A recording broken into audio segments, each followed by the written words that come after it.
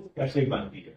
हम नॉर्मली हम कहते हैं कि इंसानी सोच सोच सोच सोच कमांड करती है हमारी कम्युनिकेशन पर, और कम्युनिकेशन हमारी कमांड करती है हमारे बिहेवियर पर, और बिहेवियर कमांड करता है पूरे माशरे पर।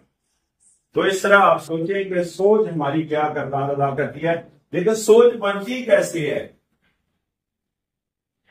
इस पर तो जो आपकी चाहिए कि सोच कैसे बनती है इंसान।